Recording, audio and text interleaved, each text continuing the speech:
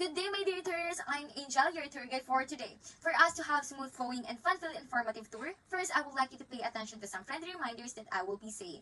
Would that be okay, my dear tourists? Okay. First and foremost, please maintain your good behavior and keep your voice low inside the museum. Second, we strictly avoid bringing food and drinks inside the museum to avoid any inconvenience during the tour. Third, please be advised if you will be taking some pictures inside the museum, strictly turn off the flash first, and lastly, smile and enjoy the rest of the tour. Is that all clear, my dear tourists? Yes, ma'am. We understand. Yes, ma'am. Hi, Miss Chelsea. Welcome, tourists. Once again, I'm Chelsea, one of your curator for this tour. I bet you are all excited to know and see the history that can be found here in the Philippines, specifically in Luzon. But first, let me introduce to you to the historical places of Region 1, or the Ilocos region. As we walk by, on your left, you can see the floor trail of the well-known architecture that can be found in the Ilocos region, the old Spanish churches, built during the colonial time, the St. Augustine Church, or the Iglesia de Agustin de Hawaii, or commonly known as the Hawaii Church. It is a Roman Catholic church in the municipality of Hawaii, Ilocos Norte, completed in 1710. The church is famous for its extreme architecture, highlighted by the enormous buttresses on the sides and the back of the building. It was declared as a national cultural treasure by the Philippine government. Oh, so this is the famous Hawaii Church, or some people name Earthquake Baroque. I've heard that the 5-foot thick buttresses were added to reinforce the church against earthquake throughout the centuries. As you can see on your right, a painting of an old house in Vigan, which was founded in the 16th century. Vigan is the best preserved example of the planned Spanish colonial town in Asia. Its architecture reflects the coming together of cultural elements from other parts of the Philippines, China, and Europe, resulting in a culture and townscape that has no parallel in East and Southeast Asia. Vigan is notable for retaining much of its Spanish colonial identity. Notably, its grid street patterned and ancient urban plan. It is also notable for how the many architectural elements are integrated to produce a unified landscapes. Moving on to the textiles from the Ilocos area, come experience the Inabel, or an Ilocos hand-weaving method manufactured utilizing ancient wooden loops. And on the side, this pot, or the burnite, is an unglazed clay jar with a tiny mouth.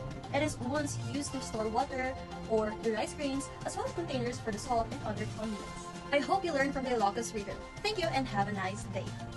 Now it is time to head to our next stop, my dear tourists. Follow me in. Hi, Miss Kat. Hi tourists, welcome to Bicol region. So this artifact is from Cabral. Dr. Francisco Tatar, a physical anthropologist and retired professor at the University of the Philippines, Diliman, personally reported the Montreal stones to the National Museum of the Philippines in June 2011.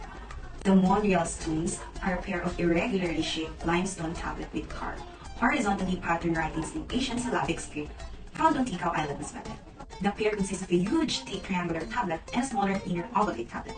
The big stone is around 42 kg in weight and is 57 cm long at the base, 44 cm broad at the apex, and 11 cm thick.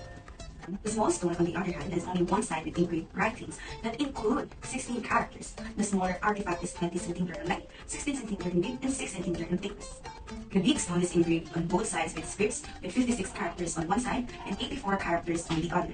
Its bottom and lateral pieces are missing, which may have been useful in identifying the real size of the tablet and the message it carried. That is all for Bicol region. I hope you learned something. Based on what I've seen on the internet, Spanish Arabs used this to popularize the religious teaching among the Filipinos. I hope they find the missing pieces so that they will be able to know the real size of the tablet. Yes, it will be useful for our next generations. I'm glad that this tour piqued your interest, but now we must move on and see what awaits us to our next stop. Let's go! Hi, Miss Chen. Good day, dear tourists. Let's now explore the artifacts of Region 2. Soon after, additional sites in Region 2 were found, which sparked numerous archaeological digs nearby. The Peña Blanca limestone formation was one of them, and the study tour began in 1977. The NMP thereafter constructed its satellite office in the 1980s, serving as storage as well as laboratory for the prehistoric artifacts from the Peña Blanca cave sites, the towns of Lalio, Saliana, and Tuwawin, Cagayan, and from the provinces of Kalinga and Carino. So far, the most famous of the Cagayan finds include the remains of Homo luzonensis, also locally called Ubal. After a miracle caveman, they were initially identified as belonging to modern humans in 2010, but in 2019, after the discovery of more specimens, they were placed into a new species based on the presence of a wide range of traits similar to modern humans, fossils of ancient mammals such as those of pygmy elephants, rhinoceros, and pigs, and the extinct reptiles such as those tortoises, as well as of the stone tools associated with the ages ranging from 60,000 years to over 700,000 years before present. Read that somewhere. I think Professor Armand Mijares discovered the type of human species from an excavation site in Calo Cave. Well said, JM. I'm so glad you guys are enjoying it. Now, come along and see what we have in Region 3. Hi tourists, I'm Nikki Casala and I will show you some heritage sites that you will see in Region 3. Have you been in Region 3? Not yet. No. Alright then, let's start our tour. Did you know that it is one of the leading growth regions in the Philippines? Strategically located at the heart of Asia, Region 3 lies between Manila and northern Luzon. It is composed of 7 provinces, 12 cities, and 118 municipalities. The provinces are Aurora, Bataan, Bulacan, Nueva Ecija, Pampanga, Tarlac, and Zambales. I will show you the most historical place in Region 3. Bataan is a province in the Philippines located in the central Luzon region, holding many interesting tourist spots. The province has plenty of historical landmarks to visit, including monuments, marks, old houses, shrines, and old churches, since it played a more important role in the history of the country. Battle of Bataan. The Battle of Bataan is known in history as one of the last stands of American and Filipino soldiers before they were overwhelmed by the Japanese forces in World War II. The Bataan Death March was named after the province where the infamous march started. Since the Bataan World War II Museum, aside from housing a gallery, the building itself used to stand as the headquarters of the leaders of the Japanese Imperial Army in the Philippines during World War II. General Masaharu Homa, the museum houses informative story panels that narrate the events from pre-war peacetime at the liberation of the nation. There are also more artifacts in display. Thank you. I wonder, how many people of Bataan kept this museum nice? I'm sure this is well maintained. Well, Japan Army is so strong enough to defeat the combined armies of the Philippines and America during World War II. Well, as it should be their responsibility to protect and preserve the museum, JM. Now, are you ready for our next stop? What are you waiting for? Let's go! Good day everyone, my name is Unjung Park. Hi, Miss Park. Are you enjoying your trip so far? Let us now take a look at the cultural property that can be found in CAR, or Cordillera Administrative Region. First, this is a teacher's camp. You can visit it in Baguio City, Benguet. This was built in 1907 to accommodate both American and Filipino teachers for vacation and training. Since 1942 to 1945, when the World War II had been happening, the teachers' camp served as a hospital. Years later, the Baguio City passed a resolution to acknowledge the teachers' camp as a heritage site. Another significant cultural property we have in CAR is the Parish Church of Santa Catalina de Alejandria. It was built in 1803 and it is a 19th century Baroque church located at Barangay Poblacion, Tayum Abra. Lastly, the natural heritage site that we must preserve is the rice terraces of the Cordilleras located in Ifugao. This is known for the beauty and the harmony of environment and human that has been passed down to generations for 2,000 years. I think Brunei jar is found on this church. It is one of the remarkable features of the church. These jars are native and predate the Spanish colonization of the Philippines. Brunei jars are short and stout and used to ferment fish paste, bagoong, and sukang Ilocano. Let's make a plan, bro, after this. Let's go visit these places. Well, that was nice to hear from you guys. While you guys enjoy your next adventure, now come along and see what we have in our next stop. Hi, I'm Erica, your curator for Region 4A, also known as Calabarzon. As we all know, our independence from Spain was first declared in Cavite El Viejo, or in the present-day Cavite, Cavite in the year 1898, in the Aguinaldo's ancestral house, which was declared as a shrine and was placed under the care and maintenance of the National Historical Commission. Meanwhile, in Laguna, which is known for their rich cultural traditions, Paete being known for their expertise in wood carving and taka, or also called as papier-mâché, the town was declared as the carving capital of the Philippines.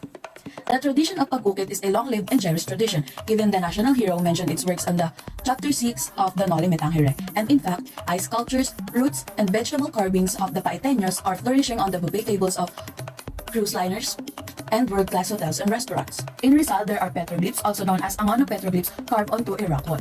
It is made up of 127 images of people and animals etched into the rock wall. It is most likely made in the late Neolithic or earlier than 2000 before Christ. This is the country's earliest surviving work of arts. The area is considered sacred by the indigenous Tagalog folk religions, and is thought to be an Anita's habitat.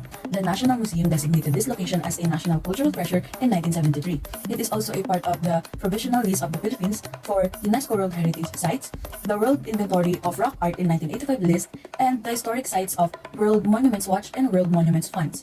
Quezon Province is famous for its colorful harvest festivals. One of the crowd favorite festivals is the Payas Festival. It is distinguished by vibrant decorations and displays in which the whole Tukban area takes part. You'll see or you'll find ornate facades that represents the riches of a successful harvest. This is celebrated every May 15 of the year. This is celebrated in honor of Saint Isidore the Laborer, the patron saint of Lukban. Over the time, the festival has become more inventive and well-known. There are now competitions, displays, performances, and parades that highlights the cultural heritage of the province. But did you know that, aside from Gato Ceres Alet, Emilio Caminando, Molinario Mabini and Miguel Malvar were also born in Calabarzon. Molinario Mabini is from Tanawan, Batangas, and Miguel Malvar is from Santo Tomas, Batangas. I can see that you are becoming more interested in our history and the lessons of this meaning of Luzon. But our experience won't be complete if we stop by the souvenir shop. So here we have Miss Christine, who will be joining us. Say hello, Miss Christine.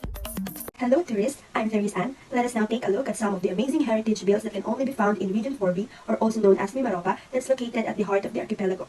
Mindoro Occidental, Oriental, Marinduque, Romblon, and Palawan, these are the provinces that made Region 4B or the Mimaropa as one of the busiest regions in terms of tourism. So first, let me show you the two churches from this region that were both known because of their history.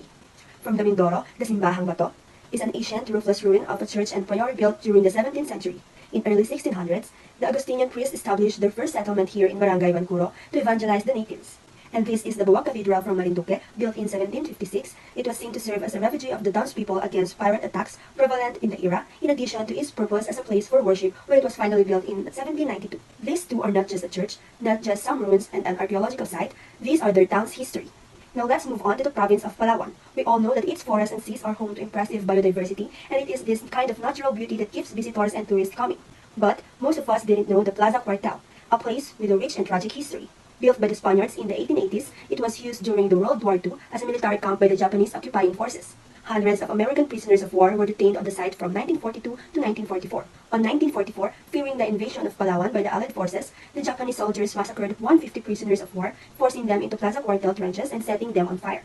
Only 11 survivors managed to escape. A commemorative plaque, historical displays, and a sculpture are there to remember what is known today as the Palawan Massacre. Now, the Plaza Cuartel is an outdoor park and a landmark in Palawan. It's very interesting. From the picture itself, the church has really no roof. I read that it was looted and burned down during the massive Moro raid, or also known as Asultos de Moro. But still, some of its original structure still remains. I'm going to visit Palawan soon, bro. Aside from its natural beauty, I want to know the background history of Plaza Cuartel. Plaza Cuartel was once a leisure park. Now it is popular tourist spot in Puerto Princesa. And this is best seen during the warm season. Hi, Miss Christine. Good day, sir. Welcome to Cultural Souvenir Shop. How can I help you? Oh, so you are looking for a unique gift for your special someone. Perfect. We have a newest product here that you will definitely love. And I will recommend you this accent ebook, a sold from Albuquerque, Bohol. This was made using a very labor-intensive pre-Hispanic method of production and especially made clay pots that are placed over a wood fire. The procedure on making this is kind of hard since the salt maker of this keeps a close eye on evaporation as the pots may crack and not build. And as you can see, the final results look like this, a smoky orb of salt that weighs roughly a kilo. By the way, this accent ebook may be cracked or grated. Traditionally, the pieces of this can be treated with soup. Lastly, if you're asking what this tastes like, this is a slightly sweet and smoky flavor. The good thing in here is if you buy this product, you will support Boholano and Philippine biocultural diversity.